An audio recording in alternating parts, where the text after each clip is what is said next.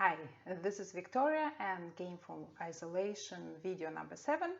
And after we have learned all the three tools and components that make up self-gamification and make it a strong synergy, let's look at several aspects of the current situation.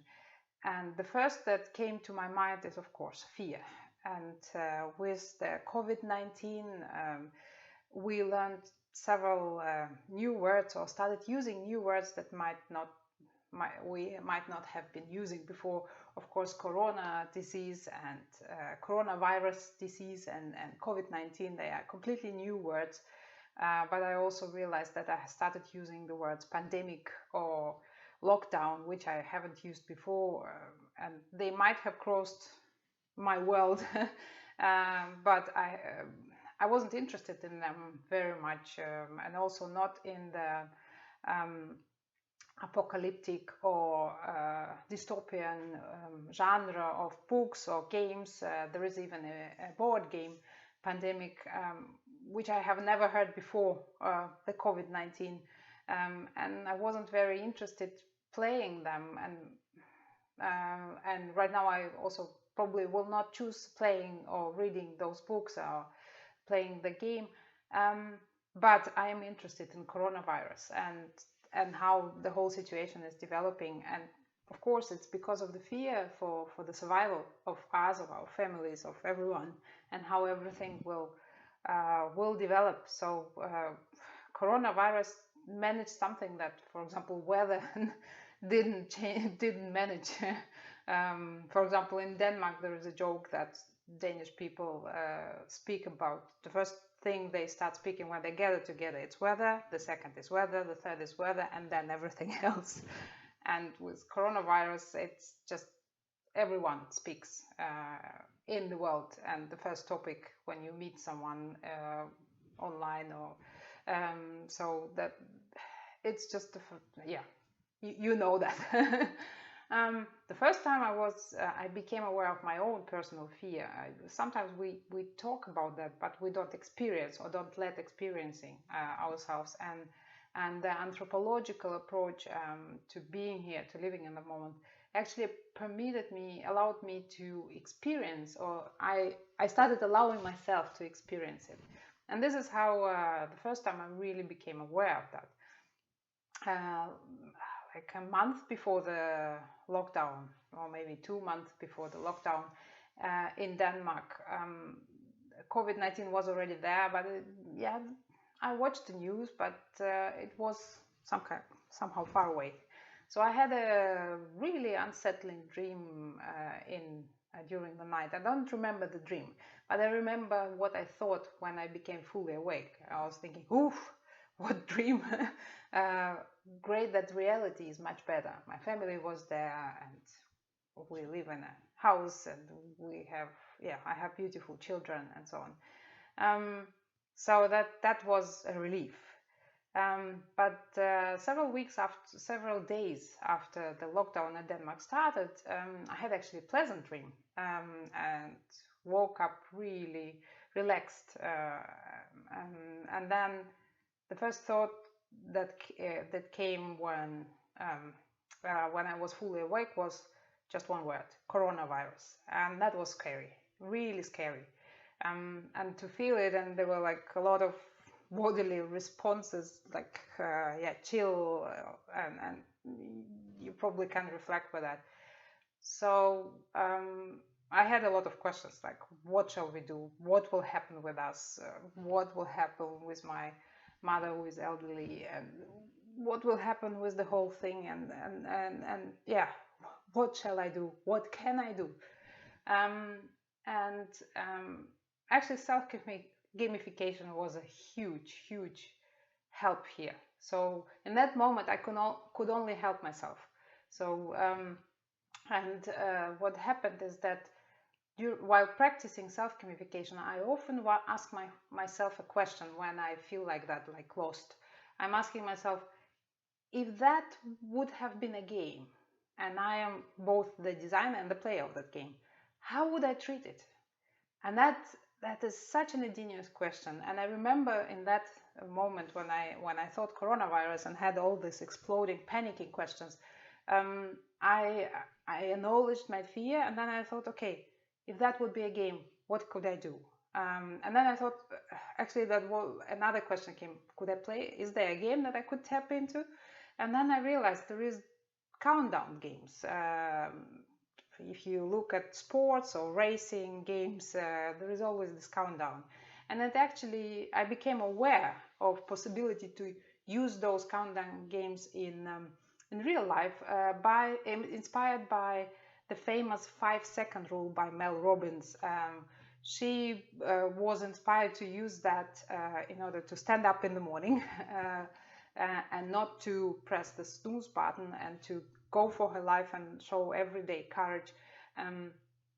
And she was inspired by an ad, a commercial, which was featuring a rocket starting, and there was this 5, 4, 3, 2, 1, go countdown. So that's what she uses, and she says you can reach amazing things, achieve amazing things, and that's true. And she, in her book 5-second rule, she demonstrates of many people who connected with her and said how much this helped. But in fact, this countdown, it's a game element. It's a game. So I used it. I think it was like 3, 2, 1 in that moment for me. And I stood up. And then I thought, what's the next game? And what's the next game? And so on. So every single step, and Mel Robbins, for example, says intuition will tell you what you need, what is to do next, because it's right in front of you. So this is so so like self-gamification, because self-gamification, I mean, I'm sure it's practiced, and I see examples of it around me many times, and you might maybe identify it now that you know what it is in your life as well. It's just that maybe before me nobody defined it that way. Also the 5-second rule by Mel Robbins. It's a game. There is a goal, there is a rule. The goal is actually the next small step, what you want to do, stand up. And the rules is to actually start doing it within 5, 4, 3, with this 5 seconds distance.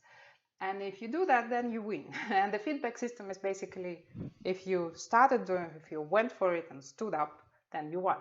If you didn't, then your snooze button won. So that was really, really of huge help. And when I see that I'm stuck, or when my children are stuck during the day, then I try to, sometimes I just ask, what's the next project game we play? If they need to do like school, to do something like school assignments, or it could be just a traditional game as well. Yes, so, but sometimes we are so upset that we might not find a way out. And actually, I learned then, when the fear really grows, that the best, actually the healthiest answer to fear is actually asking for help. And I learned this from Robert Maurer, whom I quoted in the part about Kaizen.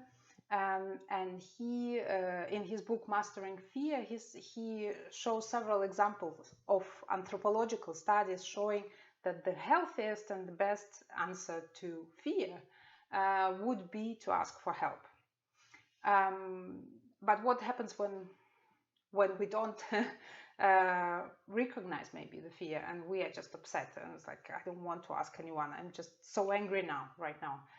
But the interesting thing, and that's also in I think in this book I discovered, that actually scientists had many studies showing that actually the source for upset is fear as well. So fear is just amazing phenomenon, and it's very healthy, but it can grow too big.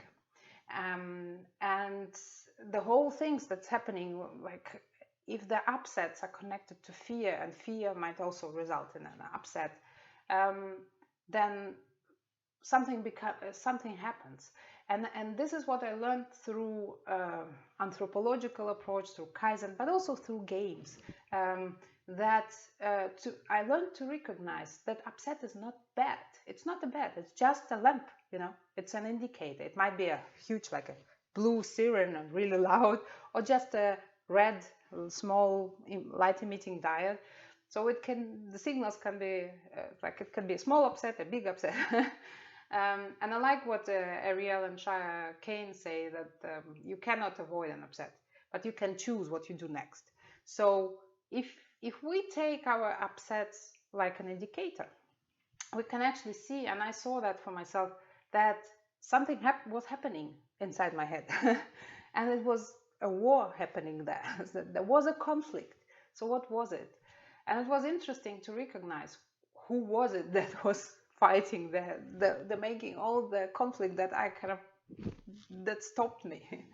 And I learned it from a neuroscientist, Jill Bolte Taylor. She's the famous scientist who is traveling with the brain and singing scientist. She's amazing. And she wrote wrote a book about her stroke. She had a stroke and recovered from it, and she wrote about this process in this book called My Stroke of Insight. And there she said something interesting. She said that many people think of of the conflict between what we think, our brains, and our hearts, what our feelings, or what we feel, what we want to do. But actually, these are the same.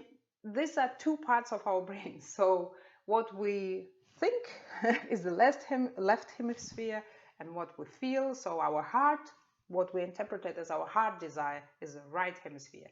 So everything was happening just in here, all the conflicts.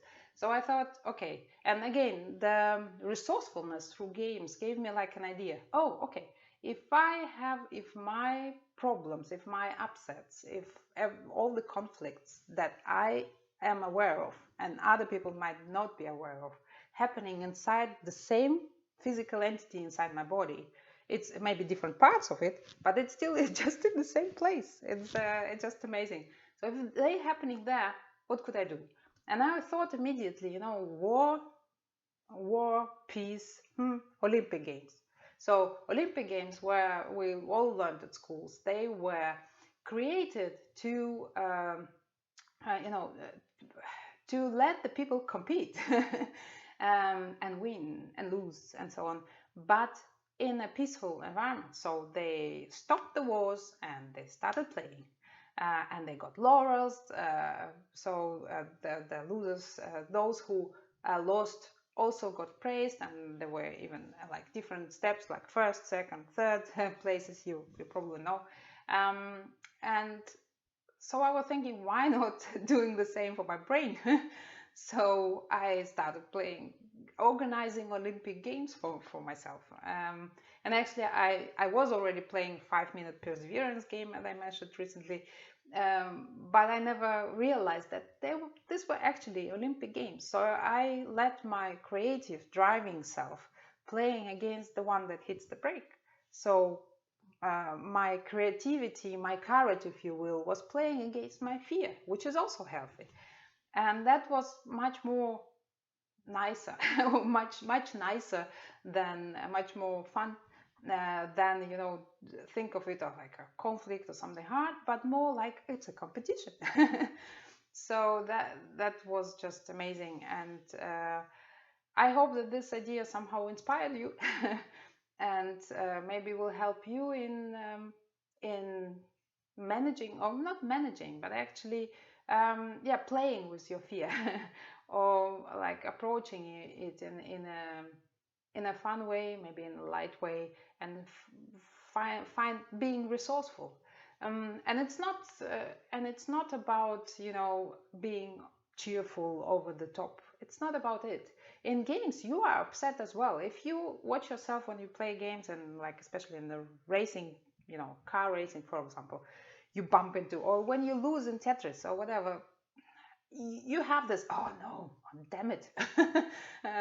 But that upset doesn't last as long as it happens in real life. In real life, we dwell how we could do that, and we analyze a lot and so on. In games, you don't do it. You just, especially if the games is still going on, if the timer of the racing games, you just bareback, go.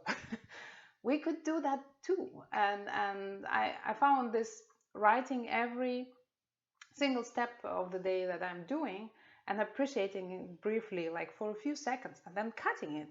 I close that. Then I can go in the next step and that's a huge help. And I also learn to appreciate what I do. So and that helps me to bypass the fear. Although it is there, it is always. It's just, it's in my head, and but it doesn't have to be overwhelming anymore, because I can move every day one small step at a time.